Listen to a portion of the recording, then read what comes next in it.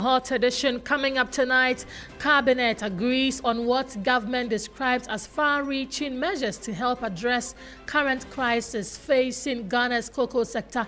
Finance Minister Dr. Kasiel Atoforsen is set to announce the details tomorrow.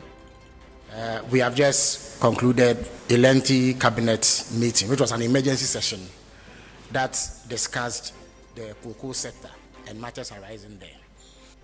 We'll hear from government spokesperson shortly. Also, Electoral Commission and political parties agree on modalities for Ayawaso by-election. We have details from an inter-party advisory committee IPAC meeting. Meanwhile, political parties to ballot for positions on Thursday ahead of March 3 by-election at Ayawaso East. Details of these and more in the next hour. If you stay with us, my name is Grace Hammoah Agyemang. Before we get into that, though, my colleague Nura Mohammed has the latest. Nura, what do you have? First in the summaries, breaking news as at this moment, a Ghanaian food brand manager has been arrested for allegedly hiding cocaine in food products for trafficking, according to Chumberima, the Deputy Director of the Narcotics Control Commission. Meanwhile, the Koforidua District Court B has adjourned the case involving two students arrested for alleged gang rape. The two underage suspects have been remanded into the custody of their parents and are expected to reappear in court on February 18. The students were arrested by police for allegedly gang raping a female student during an inter-school sports event in Koforidua. They have been charged with conspiracy to commit a crime, to wit, rape. Also, the Ghana Police Service has recovered a stolen Toyota Hilux pickup and other exhibits following an intelligence-led operation into a residential robbery incident. According to a press release issued by the Criminal Investigation Department, the CID, on February 11, 2026, the robbery occurred on December 4, 2025, when armed men attacked a female complainant in her room and made away with her Toyota Hilux, an iPhone 16 Pro Max, and other personal belongings.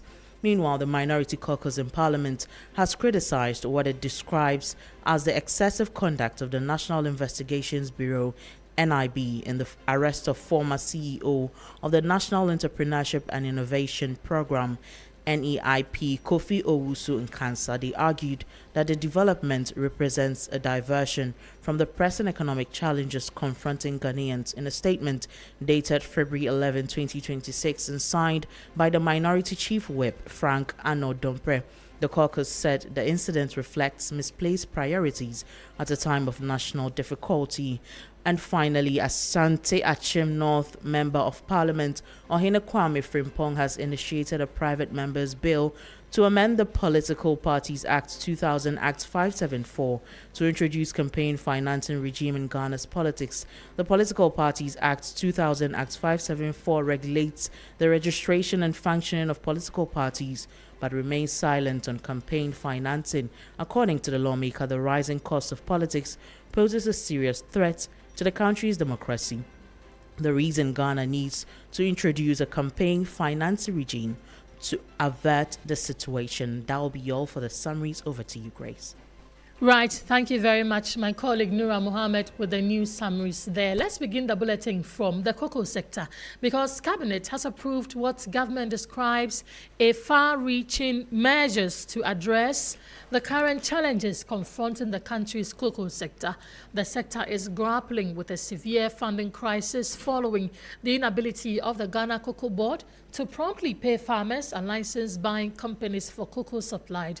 Government has come under intense pressure to mobilize funds to settle arrears owed to farmers and sustain Cocoa Board's operations. In response to the situation, President Mahama convened an emergency cabinet meeting earlier today. Minister in charge of government communications, Phyllis Kwachofosu, addressed the media after the meeting. We can listen to him now. And at the end, we have just concluded a lengthy cabinet meeting, which was an emergency session that discussed the cocoa sector and matters arising there. And at the end of the emergency session, decisive measures have been agreed upon regarding expedited payments of cocoa farmers, regarding the implementation of the most drastic reforms in the cocoa sector with a view to achieving quantum leaps in domestic processing of cocoa as opposed to exports of raw materials, and various reforms to be carried out at Cocoa Board in order to ensure more effective administration and management of the cocoa sector. Now, at 11 a.m. tomorrow, the finance minister will address the people of Ghana and announce these far-reaching measures as agreed upon at the end of the cabinet meeting today. So that is what I have for you right now. If you have any questions, I can take it. But tomorrow, 11 a.m., meet the finance minister here for a comprehensive briefing on all the measures that have been agreed upon at today's meeting. Thank you very much. Will that address the solving the challenge the farmers have had? Will they be paid after that address? If the meeting was not intended to find solutions to the problems we're having now, the meeting will not have been held. And I indicated that measures have been agreed upon for expedited payment of farmers and to address all the matters that have arisen in the cocoa sector. That's fine. Government spokesperson Felix Ofosu-Kwakye talking to us about the outcome of that cabinet meeting and the fact that Finance Minister Dr. Kasiel Atufo will address the country tomorrow on what government has agreed upon. Let me tell you why Cocoa Board finds itself in its current financial state. We already know that there was an old module that Cocoa Board was using before a new one was introduced. Now, in the old module, the funding source for the cocoa sector was loans from international banks, what we call the syndicated loan, which went to as much as $1.3 billion. Government now introduces a new module and says that instead of the syndicated loan, 60% upfront payment is now going to come from global cocoa buyers, and as much as $500 million was received, which is also lower than $1.3 billion that we could have received from the syndicated loan. In that same old model, cash flow to farmers took the process that Cocoa Board disburses the funds to LBC directly because it already had the money from syndicated loans. In this new module, Cocoa Board depends on buyer cash because of the upfront payment to fund the LBCs. Now, the cost to Ghana in these two modules was that in the old module, using the syndicated loan, it came with high interest, $150 million annually, and amounting also to Ghana's rising debt. This one, the new model, did not come at any interest, but the risk was that if buyers pull out, there was going to be some financing challenges. And so the outcome in the two modules was that with the old one, payments were stable but costly, and in the new one, payment delayed, buyers were hesitant and the system was stressed. That is why farmers now have sold their beans, but because buyers are not able to make the 60% upfront payment, farmers are stressed and there's no money coming to them. That is what has happened, and that is why Cocoa Board finds itself in this current financial state. Let's bring in Stevenson Anane Boateng. He's the president of the Ghana National Cocoa Farmers Association. Mr. Boateng, thank you for making time to talk to us this evening. Your members have one major demand, which is simply that pay us our money. The president heard you and conveyed a meeting. Now we are told details of that meeting will be agreed and put out tomorrow. Does this in a way partly address your concerns? Do you see some light at the end of the tunnel? Okay. Actually, I haven't actually heard what has actually gone on, what they had discussed. But then, to our understanding, we know the government has its own way of running the sector. And we cocoa farmers have also a way of, doing our business. Now, at the end of the day, if it is the way they are going to do it, we farmers have nothing to do, because at the end of the day, they are managing the total affairs of the cocoa issue. But then we are there to produce cocoa. So they should let them come together, find a way, solution to it, because government borrowing money and then taking money from other areas or, adding value to whatever they are doing. It is we cocoa farmers are going to bring the product they should always find a way of sitting us down, negotiating with us, find a way we can also be comfortable on the work that we are doing, so that it wouldn't bring anything up or, any bad conversation between us, the misunderstanding between us. We should always find a way of sitting us down and then negotiate with us how we should go about it, because it's a team. We are all trying to score a goal. So at the end of the day, who is the winner? We cocoa farmers will play our part. Then the government should also see to it that he plays his part well. So if I get you right, then it means that you had wanted to be a part. You rather wish that this cabinet meeting the president called, you should have been a part of it, as in cocoa stakeholders and not just cabinet? Oh no, we fine. It never happened. It never happened because cocoa farmers never take part in such a. But if it is stakeholders meeting, and if it is to be the best way, then of course they should also include us, because we can also come out with an ideas that can also help us, because we are the first. But this never happened. That is not our bordering. That is why anytime you call us and ask us anything, we don't come out with anything, a point that they should involve us, because it has been a long time when they never include farmers in their decision making. Even to take,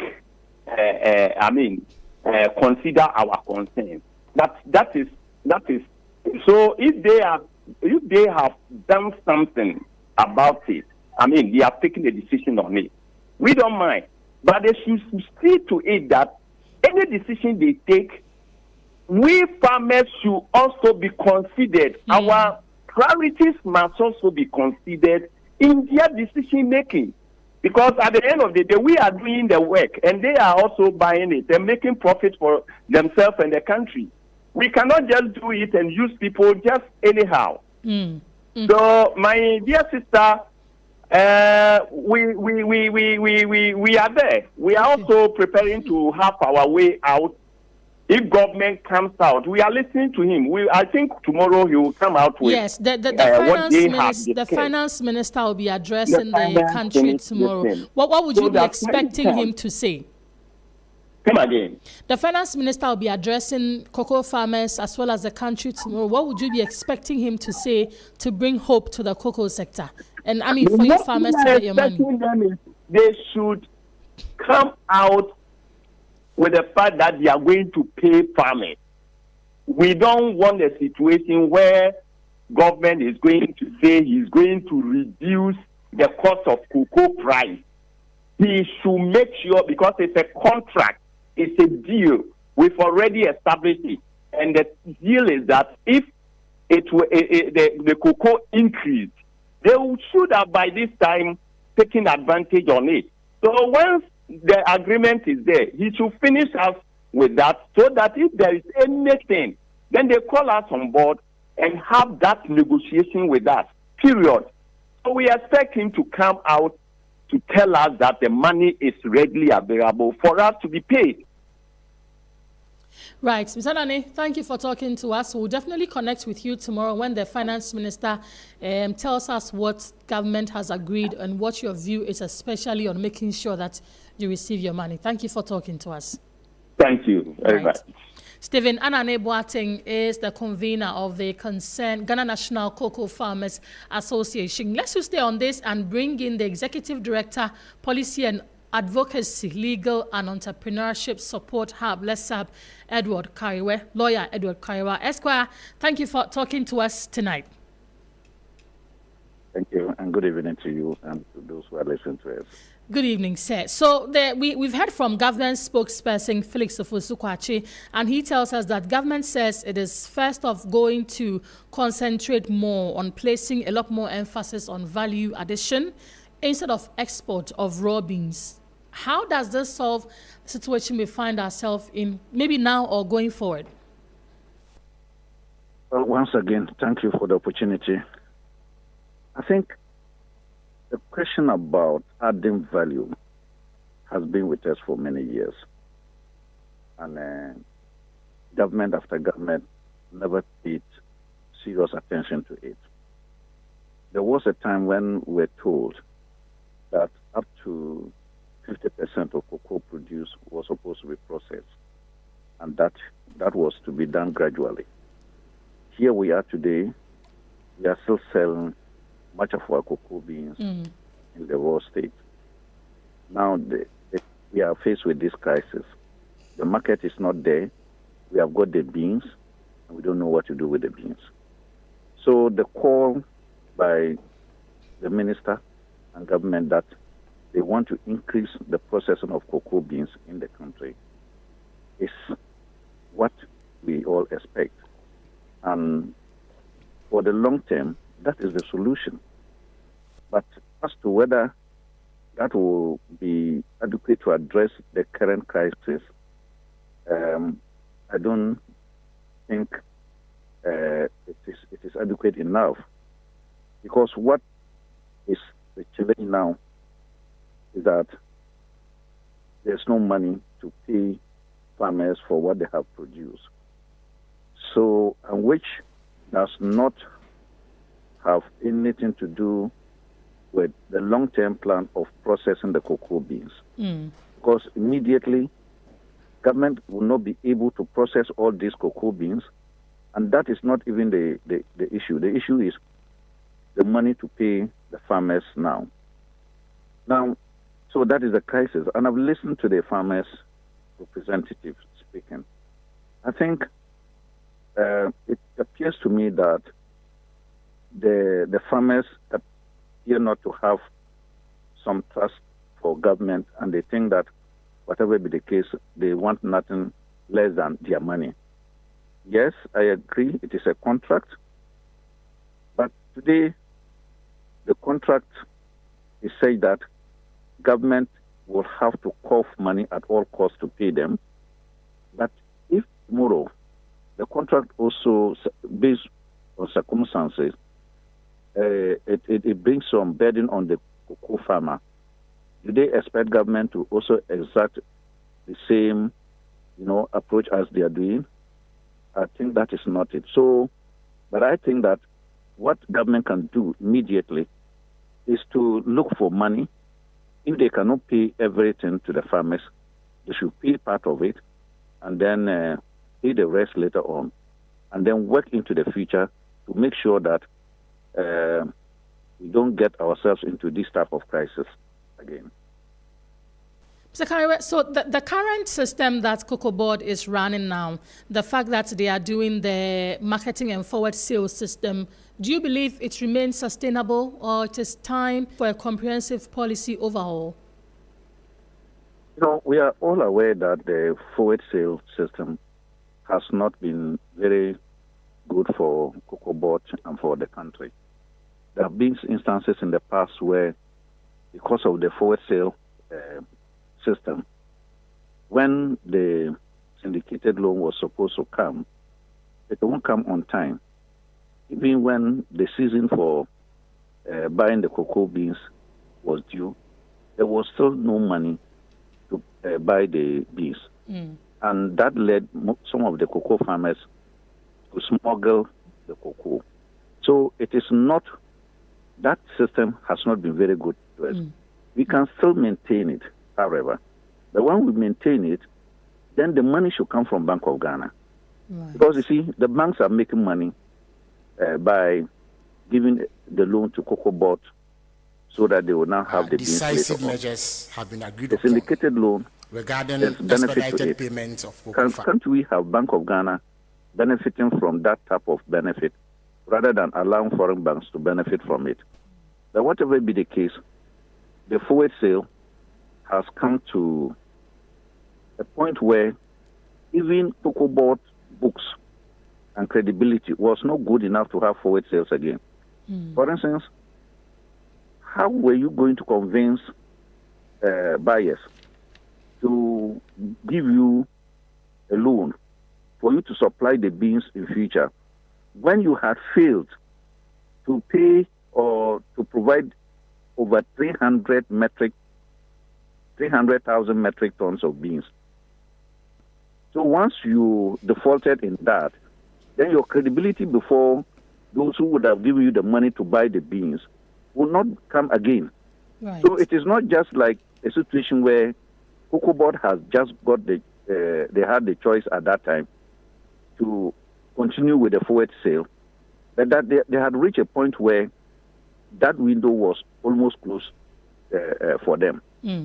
Now the new system, like to buy as and when, I think that is a good one, but that also has a challenge in the sense that Cocoa Board must always have the money available so that they can buy from the farmers and then store it. And at the same time, that will tie into what the government is trying to do now, that is to process more of the beans. So when you buy the beans and you don't even have a foreign market for it, then you can process it here. But Yeah. in all that, government must provide the money to be able to buy from the cocoa farmers and then now decide what they want to do with it, either to sell it outside in the raw form or to process it here. So let's be on that tangent of Cocoa Board's, their credibility, their books, and how we can ensure fiscal discipline. What measures would you recommend to ensure timely payment to farmers while maintaining fiscal discipline within the cocoa sector? Emergency measures, long-term measures, short-term measures, so that we don't come back to this same conversation 2 or 3 years later. I think we are on the path to restructuring Cocoa Board. I learned Cocoa Board has been taken off from sponsoring cocoa rules and so on and the rest, because the mandate of the organization is not to construct rules. There is state agencies that are there to construct rules. So that should be taken out. In the past, what has happened, that Cocoa Board had entered into so many areas that their mandate did not cover. And aside that, they didn't even have the capacity to do those things. So it led to so much waste in their expenditures. So if they take off all those that are not within the mandate of Cocoa Board and allow Cocoa Board to concentrate on only the production of cocoa, I believe it will also lead to efficiency, increased productivity of cocoa. We can now have more cocoa beans and also, reduce waste in the areas that they do not have capacity to deal with. So part of the restructuring for now and the future is to ensure that Cocoa Board does not take too much into their hands. Right. And then they will not be able to deliver it efficiently. Okay. Mr. Kariwe, thank you for talking to us. We have been speaking with Edward Kariwe. He is Executive Director, Policy and Advocacy, Legal and Entrepreneurship Support Hub. Let's have my colleague, Wisdom Safo, is in the studio. You know, anytime he comes here, we're talking about figures, data, statistics, and all of that. Wise, you're telling us about the cocoa sector. What do the numbers say? Grace, if you want to understand the challenge in the cocoa sector currently, you have to understand how it was being funded in the past. So in the past, we have been relying on the syndicated loan.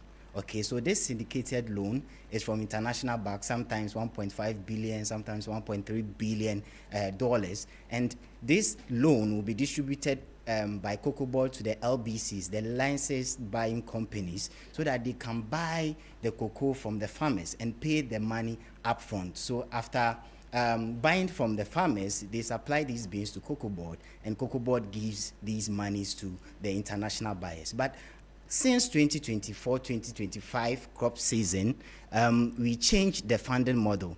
Under this new model, there was a 60% upfront payment from global cocoa buyers. So we were expecting a 60% upfront payment from these international buyers and say, look, give us 60% of whatever you'll be paying us. Let us use that money to go and buy the cocoa from the farmers. Then we can supply it to you. Then after that, you give us the remaining 40%. But here's the catch. Cocoa prices on the international market are declining. In May 2025, it was somewhere around 10,000 tons, US dollars per ton. But by March 2026, around $4,200. But we are still pricing it in the old price around 8,000 within the 10,000, 8,000 range. Which makes it expensive. It's very for our expensive, buyers. you see. So they are looking at external or other alternatives Cheaper for sources. exactly for our cocoa. So they are not giving us the 60% upfront again. So that's where the lack of liquidity comes in. And you know what? Yesterday I was going through some statistical bulletin by the Bank of Ghana, and I realized that the amount of loans that the local banks, at first local banks used to supply, give these license buying companies some funds to buy the cocoa from the farmers. But I went to the statistical bulletin, I realized that from 2025 up to 2026, there was zero loans from these local banks to the license buying company, because you are not credit worthy. We give you the money, you can't pay because you are waiting for Cocoa Board to reimburse you, and the money too is not coming. So that's where the funding challenge comes in. And I might put on record that this new proposal by cabinet that they have to try to do in country value addition and processing, it's forthcoming, because I spoke to one of these local industries, those who are into cocoa processing, and they are saying that they are not getting Ghana's own cocoa to even process. They had to rely on imported cocoa beans. Look, Ghana produces one of the premium cocoas in the world, right? And our local manufacturers are not getting our own cocoa to process because you have sold all these cocoa beans in advance. International buyers, so it's a challenge. So it's something that we have to look at.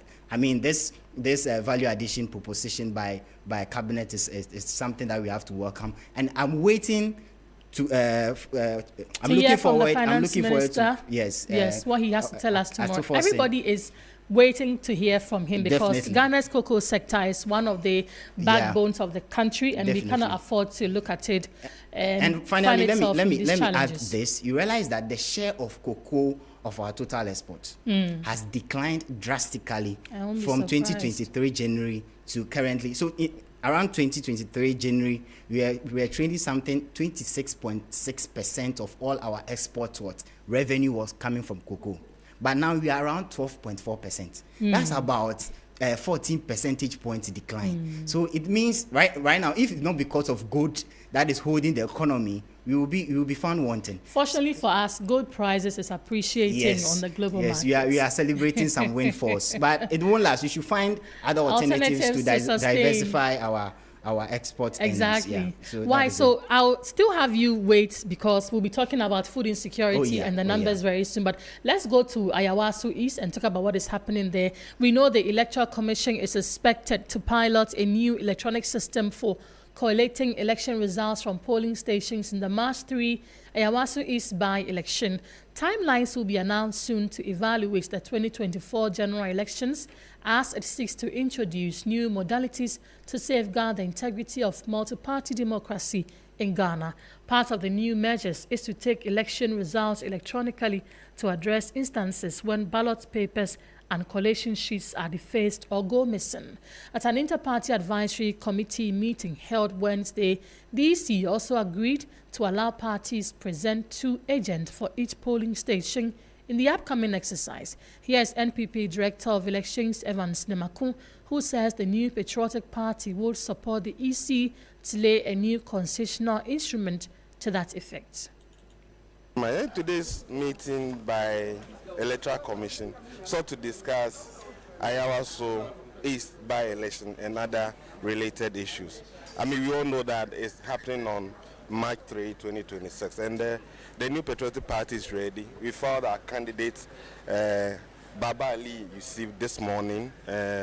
Tomorrow, we are going to the regional office to participate in the ballot. But for IPAC meeting today, other discussions have to do with EC to conduct a review of the 2024 presidential and parliamentary election. That has not been done, and so discussion with the EC has admitted that it's an important exercise that needs to be done. EC also intend introducing what we call results taken electronically at voting centers, and so they are going to pilot this exercise at the Ayawaso East by-election. And the New Patriotic Party is in full support. A situation where results get destroyed by hoodlums will be a thing of the past. And so we will support the EC to file a new CI to give a legal backing to an arrangement where results will be collected electronically to collaborate with the manual transmission of election results. I think by and large, there's understanding among parties that is the nice way to go. And Director of Elections and Research for the NPP, Evans Nimakoda. Meanwhile, with the Ayawaso constituency parliamentary by-elections slated for March 3, NDC's Deputy Director for Elections, Rashid Tanko Computer, said the NDC will hand the NPP a heavy blow. We've agreed that we are going to deploy 2 party agents at a time for each of the polling stations. Ideally, it's supposed to be 1-1 because it's a parliamentary election, but because it's just a restricted parliamentary election, they've given us that opportunity that we'll deploy 2 party agents for each of the polling stations. We are ready. We have filed our candidate today. As we speak now, we have officially filed. We are going to win. Our aim is to increase the margin. I mean, that is what we are going in. It's not about winning. It's about increasing the margin. We got the last time we were 22,000 plus. We are expecting to go further, at least to about 25,000 more, because of the good works of His Excellency John Dramani Mahama and what the party is doing for the good people of Ayawaso and all that. So we are expecting a very massive win. We're thinking our opponents will just chicken out. I mean, naturally, because it's not a place for them to come and waste anybody's time. But since they are coming, let them come. We'll give them the heaviest defeats in their life as a political party, NPP. And so we are ready. You have been listening to Dr. Tanko Rashid Tanko. He is the Deputy Director of Elections for the National Democratic Congress, NDC. Whilst we are moving straight to that food insecurity story, but the trend in Ayawaso elections, what do we know briefly? So, Beatrice, Grace, for the past 25 years, since 1992, since the inception of Ayawaso East constituency, you realize that the NDC has retained the seat. And there's one interesting feature about that constituency. You realize that all the MPs have all been Muslim. And this is no rocket science, because if you look at the communities around Ayawaso, is Muslim or Islam-dominated communities. And in fact, that's where the National Mosque is located. But the closest margin we ever got to NPP taking over was in 2000, where Kofi Wayo challenged Farouk Brahima. But since 1992, the Ayawaso East has been predominantly NDC, and it's a safe seat for the NDC. Well, we'll see how it pans out on March 3. The NPP says they are taking the seat. We'll see how it pans out. Let's go and talk about food insecurity. Okay. According to the Ghana Statistical Service, in the third quarter of 2025, food insecurity affected 38.1% of the population. That translates to about 12.5 million people living with uncertain access to food. In the Upper East region alone, nearly 7 out of every 10 people are affected. But this report goes beyond national figures. It tells a story of what is happening inside households across the country. In the past 3 months, 52.7% of households said they were worried about not having enough food. Female-headed households remain the most exposed, and 3.1% of households reported going an entire day without eating, not out of choice, not for religious reasons, but because there was simply no money or resources. The findings also reveal a powerful pattern. The higher the level of education of the household head, the lower the likelihood of food insecurity. Education is not just a pathway to opportunity, it is increasingly become a shield against hunger. Wisdom is still in the studio. Wise, let's break it down. All right. What are the headline figures in this? So the headline figure now is 12.5 million. And that's the number of Ghanaians that are food insecure.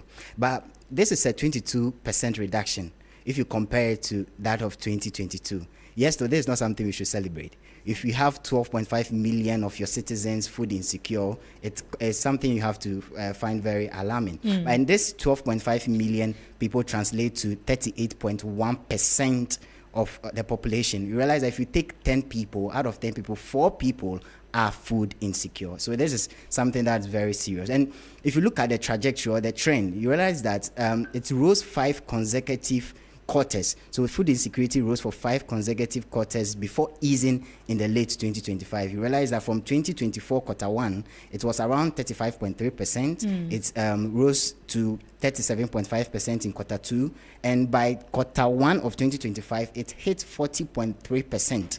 And quarter 2 was the highest ever recorded within the past 2 years. But you realize that it has declined a bit by some 3 percentage points to somewhere 38.1%. That's the trend, the trajectory. Yes, the trajectory when we talk. But if you want to talk about the regions that are mostly affected by food insecurity, I heard you reading Upper East region. Yes, the Northern Belt, you realize that Upper East is leading with some 69.1%.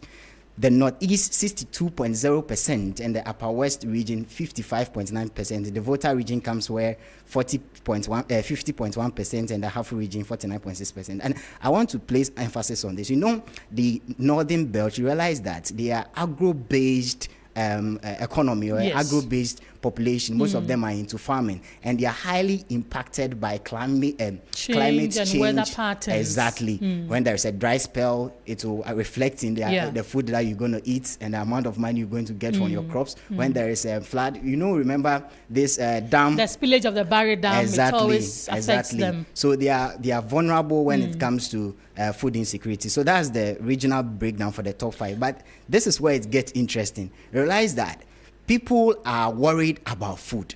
Sometimes it's not about you even getting the food to eat. The worry alone, you don't know where the next meal is going to come from. Yeah. So you realize that about 52.7% of Ghanaians are worried about food. About 46.8% of them say that they eat only a few kinds of food because they can't afford some of them. Maybe you want to eat pizza, you can't eat pizza. You have to eat what's Dokuno. So you have to take that one into account. About 35.2% of them skipped a meal.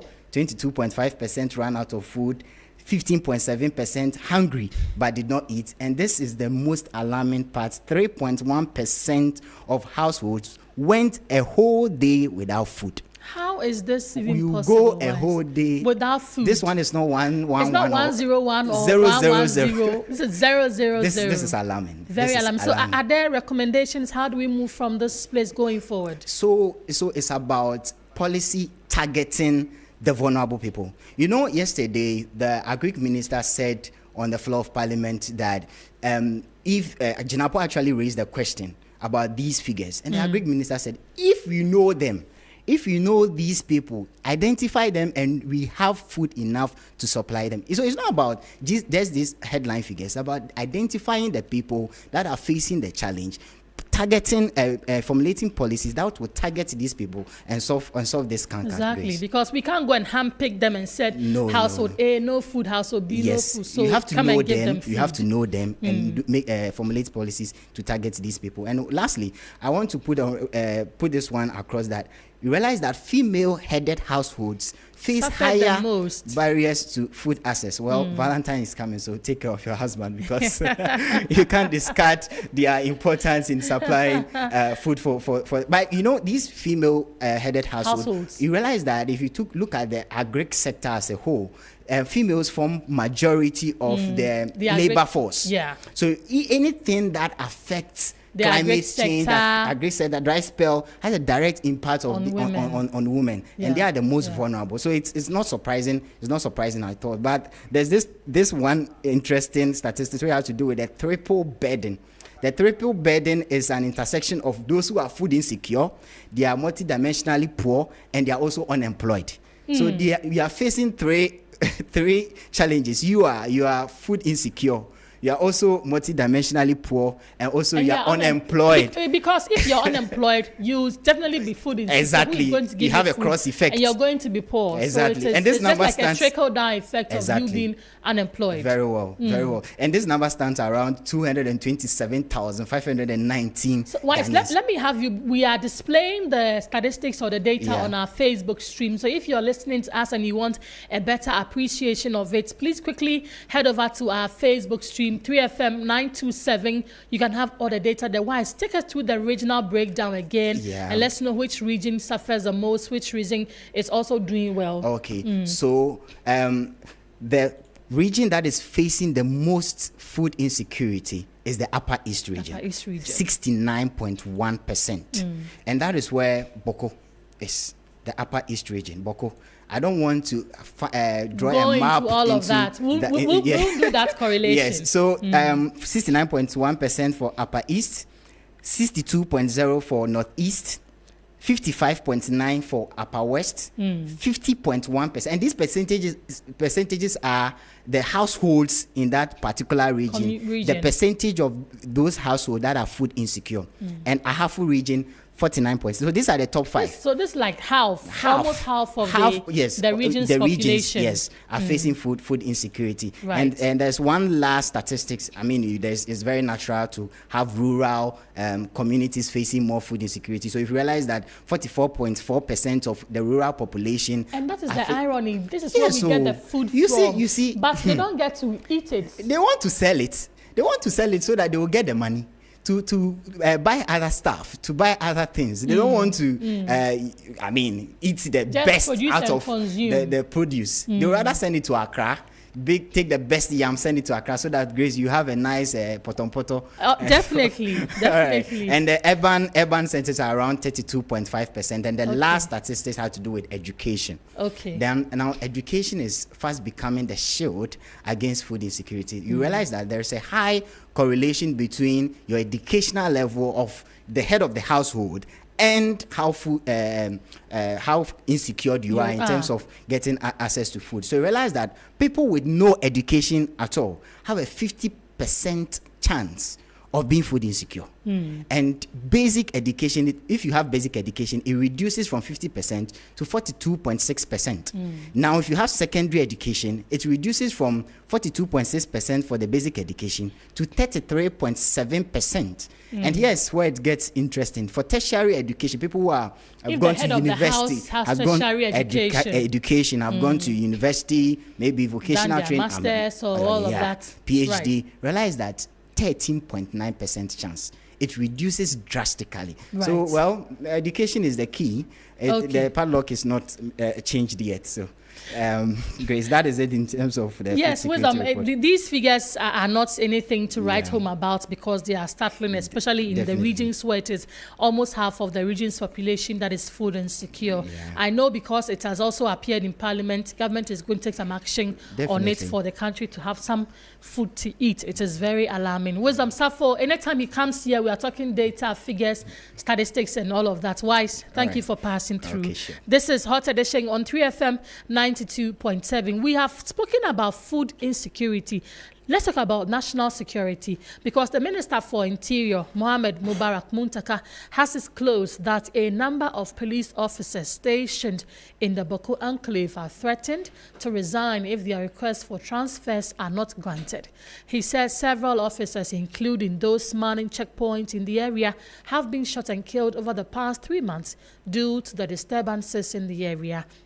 First, let's listen to the Interior Minister, who appealed to members of Parliament from affected communities to help create a conducive environment for security personnel to effectively carry out their mandate. Between 25th of December and today, the number of officers that have been shot and killed in that area is alarming. Just the day before yesterday, an officer was shot and killed. And it makes it very difficult when you want to send officers there. People even go and beg that they have to be transferred. I have instances where you sit in the office and officers resign that if you don't transfer me out of that area, then I'd rather resign and leave the service. Why? Because the citizens there themselves are not helpful. To the extent that, Mr. Speaker, police officers that we put on the barrier, like checkpoints, people have courage to go openly and fire at them and kill them. Yes, in that area, to the extent that at the point that the IGP had to withdraw all police officers from checkpoints, and I had to insist that no, the answer is not to withdraw. We should rather be able to place them with armored vehicles. So when you create a situation where officers do not feel safe, and as MPs, we need to work with these security people so that we'll be able to create an enabling environment within that area so that the security people will be able to assist and help us. Interior Minister Muntaka Mubarak there. Well, meanwhile, security expert Emmanuel Cotin says the Inspector General of Police should have put some operational measures in place to protect the security officers. He also has been speaking to us. Let's listen to him now. It's a very troubling development. And from the operational point of view, what is happening is that the Interior Minister, and by extension through the Inspector General of Police, have put some operational measures in place to reduce the fatigue among our men and women in the conflict zones. If you look at the Boku in particular, the conflict has raged for a very long time. And the situation where they post permanent police personnel there operationally is defective. What the government should do is have a standby force where they rotate them periodically. So if you look at the systems at our Ghana police as an institution, there's no help, especially psychological help for our men and women. They are on their own. And I think that it has brought a broader conversation about how we have to take care of our troops, especially in the conflict areas. So the personnel, to me, are right, and the Minister of Interior shouldn't be lamenting about it. He should rather look at how they can put strategies in place to arrest the situation. And the best option is to put an operational standby force in place where they rotate them periodically. I think the personnel have been calling for help and they have not gotten that help. So if you are pushed to the wall and you have nowhere to turn to, it's better to safeguard your life than looking at serving in a capacity where nobody cares about you. So in the first place, the operational strategy the police deployed was wrong. What police have done is what I've told you. And if they have done that, and every personnel has an opportunity to go there like we do in peacekeeping abroad, this situation wouldn't have arisen in the first place. And the police are not alone. Teachers are running away from the area. Nurses and medical doctors are equally running away from the area. So it brings a broader perspective as to how we can get these ungoverned spaces governed. Security analyst Emmanuel Cotin there. This is Hot Edition on 3FM 92.7. Let's do some business shortly.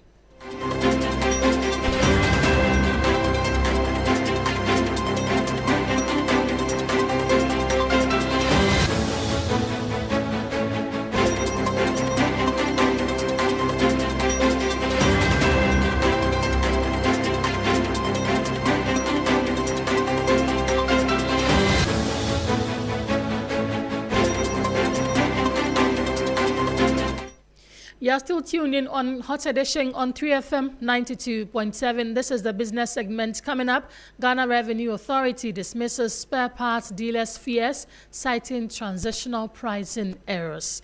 Let's get into it now. The Ghana Revenue Authority, GRA, has rejected claims that the new Value-Added Tax VAT Act 2025, Act 1151, will trigger price hikes, describing the concerns of Abosokai spare part dealers as a fundamental misunderstanding of the reform. The response comes after the Abosokai Spare Parts Traders Association threatened a one-week strike, arguing that the shift from a 4% flat rate to a 20% standard rate would burden consumers and distort market competition. There's more in the following 3 News Desk reports. The Ghana Revenue Authority says concerns about the new VAT regime are based on what it calls a fundamental misunderstanding of the system. In a statement, the GRA insists the shift from the 4% flat rate to the 20% standard VAT will not lead to higher prices. Under the old system, traders could not deduct input VAT of 21.9% paid on purchases. The new regime allows full deduction of input VAT effectively lowering their cost base. Using a base price of 500 cedis and a 20% profit margin, the authority says a trader would charge 720 cedis under the new system, 40 cedis 66 pesos less than under the previous flat rate regime. The GRA maintains that price increases will only occur if traders wrongly include now deductible VAT in their cost calculations. It also dismissed fears of unfair competitions, explaining that the 750,000 cedi registration threshold is meant to ease the burden on smaller businesses and does not affect final consumer prices. The authority adds that the reform abolishes the COVID-19 health recovery levy, eliminates cascading taxes, and reduces the overall cost of doing business. The GRA has set up a joint technical team with GUTA to support traders through the transition and is urging all stakeholders to engage constructively with the reforms. Let's do other stories because Ghana is moving to solidify its dominance in the global share market through a strategic new partnership with international processing giant AAK. The Ministry of Food and Agric has officially signed a memorandum of understanding with a global processor aiming to overhaul the local value chain. The agreement was finalized in Accra by the Minister for Food and Agric, Eric Opoku, and AAK's Vice President and Head of West Africa, Lasse Skassen. The following 3 News Desk report has more. The agreement formalizes collaboration between the Ministry of Food and Agriculture and AAK Company Limited, one of the world's largest buyers and producers of shea product. Denmark's ambassador to Ghana, Jacob Linhoff, witnessed the signing, underlining the international importance of the deal. Under the partnership, focus will be placed on expanding local processing, supporting small and medium-sized enterprises, and strengthening Ghana's position in global share value chains. The initiative also prioritizes inclusive growth, particularly for women, share collectors, and young people. AAK Company Limited, which has operated in Ghana since 1958, says the country has the potential to becoming a regional hub for value-added share processing. The company recently secured Fair World certification for the Kolo Nafaso program, the first in share sector, currently supporting more than 230,000 women collectors. AAK Company Limited plans to expand the program to reach an additional 70,000 women. Well, that was a 3 News Desk report on Ghana partnering with global giant AAK to boost local shea industry. That will be all for business on Hot Edition on 3FM 92.7. For more business stories, check out our website 3news.com. Orekwan Pofo is here to bring us the latest in the world of sports.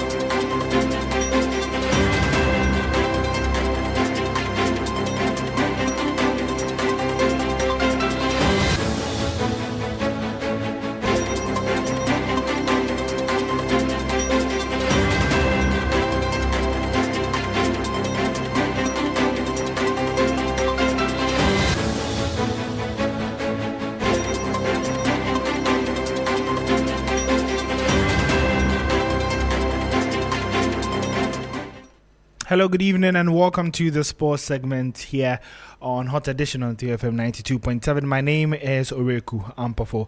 Ahead of the highly anticipated super clash between Asante Kotoko and Accra Heart of Folk on Sunday in the Ghana Premier League, former Asante Kotoko player Eric Bekwe has expressed confidence that the departure of Karim Zito would not affect the team's performances.